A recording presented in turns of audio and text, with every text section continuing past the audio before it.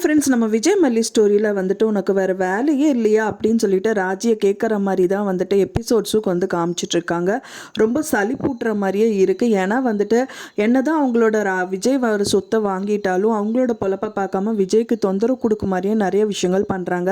So அப்படி தான் வந்து பார்த்திங்கன்னா அடுத்த சிக்கல்லாம் வந்துட்டு விஜயை வந்துட்டு திருட்டு பட்டம் கொண்டு வரதா வந்துட்டு ராஜி இறங்கியிருக்காங்க அப்படின்னே சொல்லலாம்.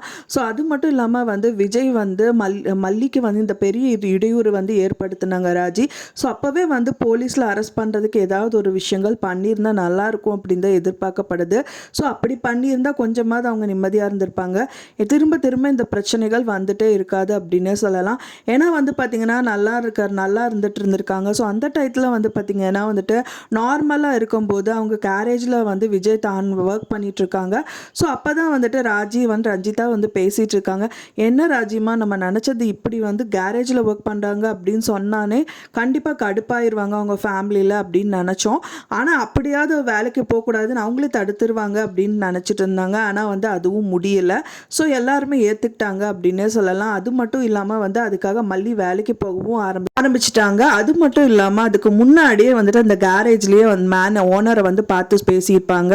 ஸோ உங்களுக்கு மேலே வந்துட போகிறோம், உங்களோட கம்பெனியே வந்து எடுத்து நடத்திட போகிறாங்கிற மாதிரிலாம் சொல்லியிருப்பாங்க.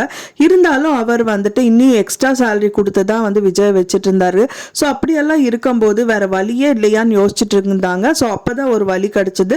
அவங்களோட ஆட்கள் தான் இருக்கும்னு நினைக்கிறேன். ஒரு அம்மா வராங்க. காரில் விட்டு இறங்கி வந்ததுக்கப்புறம் என்னோட மோதிரத்தை ஒன்று காணும் அப்படிங்கிற மாதிரி சொல்கிறாங்க. காரில் வச்சிருக்கிறதாவும் சொன்னாங்க. ஃபைனலாக வந்து பார்த்தீங்கன்னா அங்கே இருக்கிற டூல் பாக்ஸ் யாருதுன்னு கேட்குறாங்க. அது விஜய் அண்ணாது அப்படின்னு சொல்லி அங்கே இருக்கிற பர்சன் சொன்னோடனே அதை எடுத்து கொட்டுங்க அப்படின்றாங்க. அது கொட்டினதுக்கப்புறம் பார்த்தீங்கன்னா அங்கே வந்துட்டு அவங்க நினச்ச மாதிரியே வந்துட்டு அதோட அவங்களோட ரிங் வந்து அங்கே கேரேஜில் வந்துட்டு கீழே கிடக்குது அப்படின்னே சொல்லலாம். ஸோ இதுலேருந்து என்ன தெரியுதுன்னா விஜய் எப்படியாவது வந்து ராஜி மாட்டி விடணும்னு வந்து கங்கணம் கட்டிட்டு அலையிறாங்க அப்படின்னே சொல்லலாம். ஏன்னா வந்துட்டு விஜயை நிறைய வழியில் வந்துட்டு அங்கே வேலை பார்க்க விடாமல் பண்ணணும்னு பண்ணாங்க.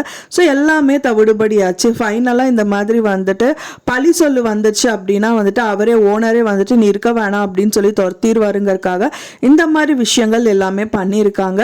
கண்டிப்பாக வந்து இதுக்கப்புறம் விஜய் சும்மாவே இருக்க மாட்டாரு. ராஜி வந்து செம்மையாக வந்து ஒரு விளாசுவார் அப்படின்னு எதிர்பார்க்கப்படுது. ஜென்ரலாகவே வந்து பார்த்தீங்கன்னா நார்மலாக வந்து சொத்து வேணும்னு நினைக்கிறவங்க வந்துட்டு சொத்து கிடச்சிருச்சுன்னா அவன் என்னவோ பண்ணிட்டு போகிறான் அப்படின்னு தான் இருப்பாங்க. ஆனால் இவங்க வந்து துரத்தி விஜய் அடிக்கிறது வந்துட்டு சுத்தமாக ஏற்றுக்க முடியாத ஒரு விஷயமா இருக்குது. இன்னொன்று சலிப்பாகவும் இருக்குது அப்படின்னே சொல்லலாம். நீங்கள் என்ன நினைக்கிறீங்க அப்படின்னு சொல்லிட்டு உங்களோட கருத்துக்களை மறக்காமல் எங்களுக்கு கமெண்ட்ல ஷேர் பண்ணுங்கள்.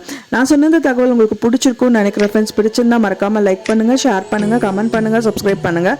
மேலும் இன்னொரு மல்லி சீரியல் அப்டேட்டோட நெக்ஸ்ட் மீட் பண்ணுறேன். தேங்க்ஸ் ஃபார் வாட்சிங் மை வீடியோ ஃப்ரெண்ட்ஸ். நெக்ஸ்ட் வீடியோவில் பார்க்கலாம்.